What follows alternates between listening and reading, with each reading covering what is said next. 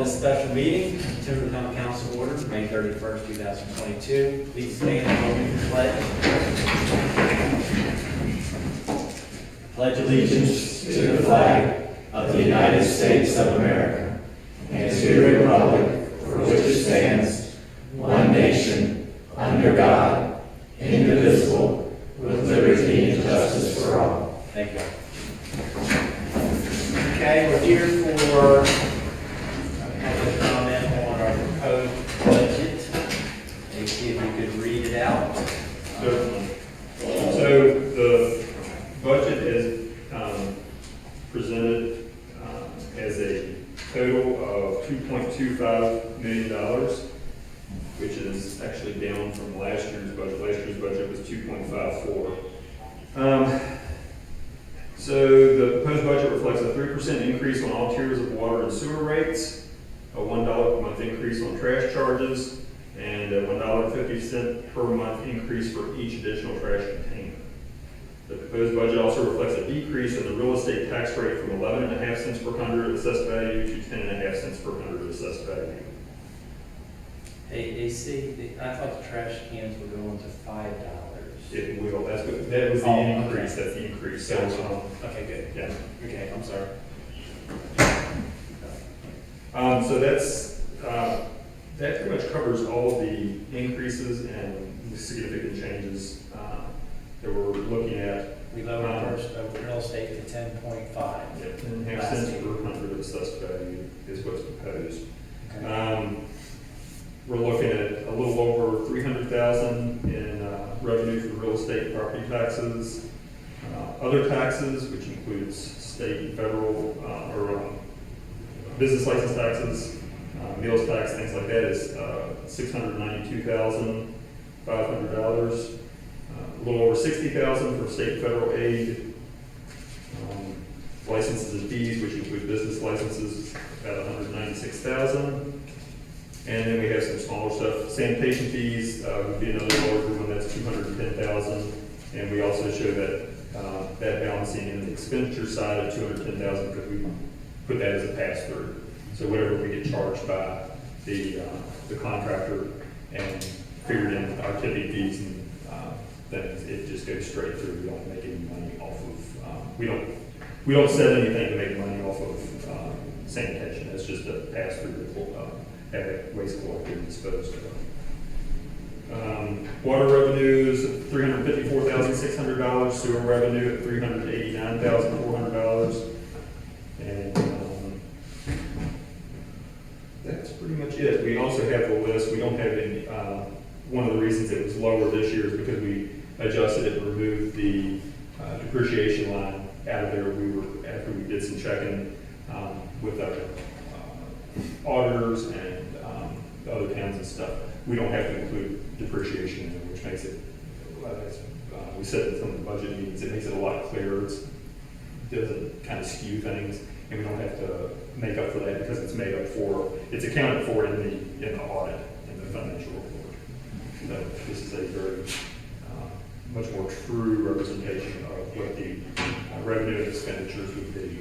And currently, all our capital improvements are going to be coming from our ARPA project list we have, so that doesn't add to it until we do our budget amendment at the end of, I guess, every year. At the end of each fiscal year. Yep, that's right. Okay.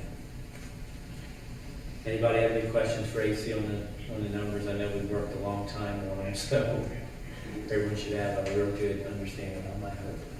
If you have any questions, please ask. If there are no questions, we need to open it up to the public.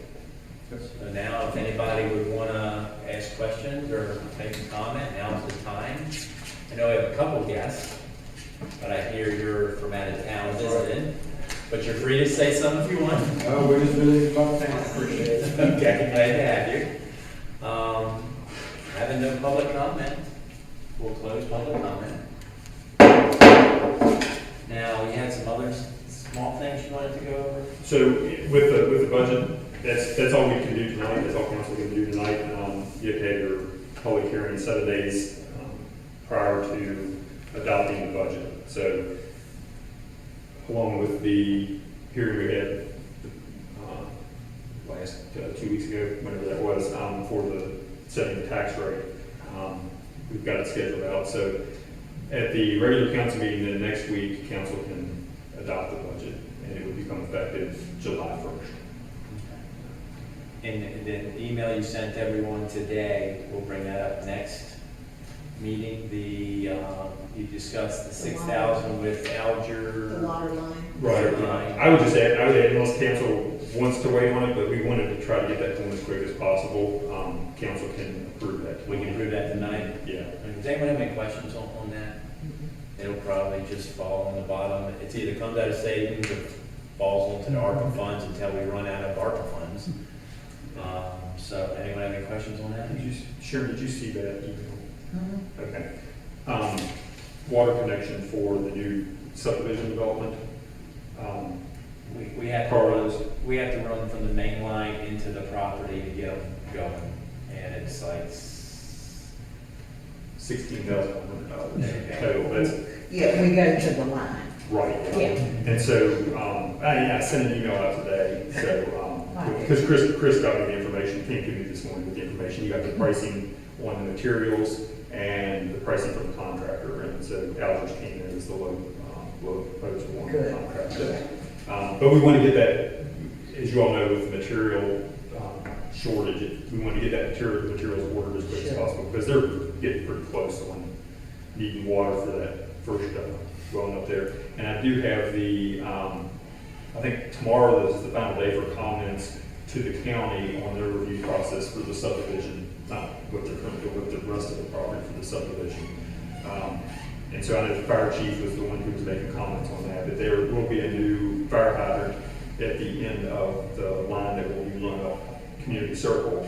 The developer will take it from where we run it over to the property and then extend it on up. And then he's also going to take care of the section of the line coming across from Cherry Street, Belvedere intersection down and into the property on that side. So there will be no internal lines for the town to maintain, which is a great thing. And don't have to worry about all the easements and all that stuff. So that's to be, keeps things clean on our end. But that's what I would ask is if council would consider that. Do we have a motion? Yeah, I'll make a motion that you could go ahead and purchase that. Okay, do I have a second? I'll second. Okay, any further comment or discussion, excuse me? Okay, go on, right?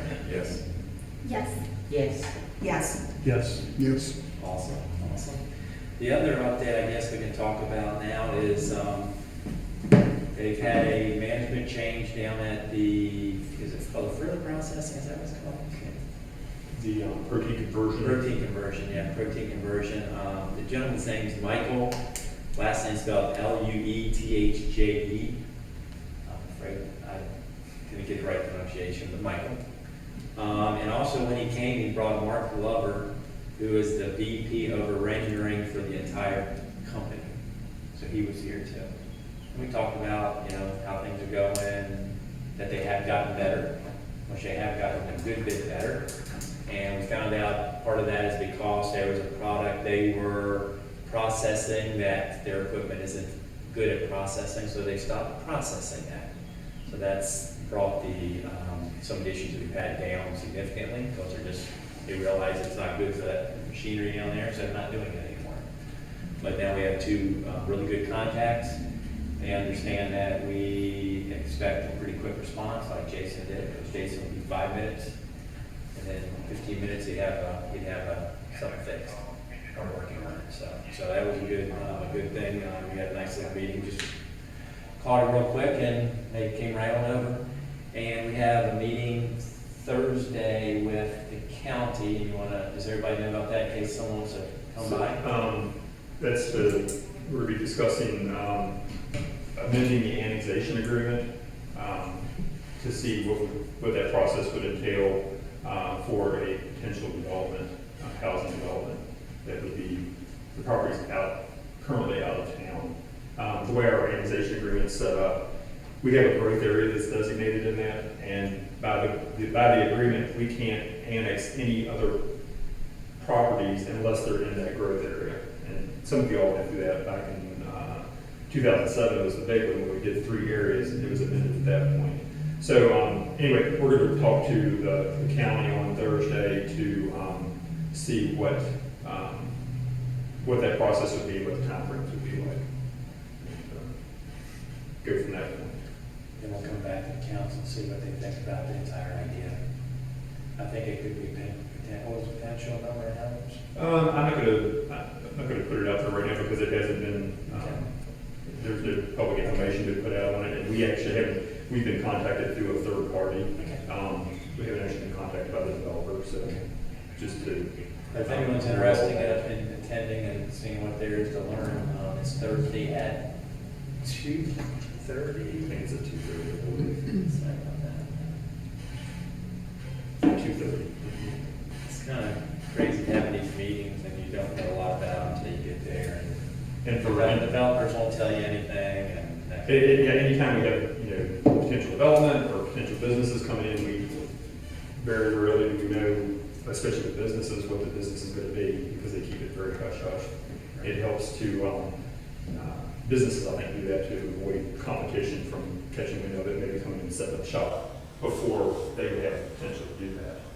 So that's why there's always a lot of ambiguity when we get into these types of discussions. So I'll send out an update after our meeting Thursday and let everybody know what information we learned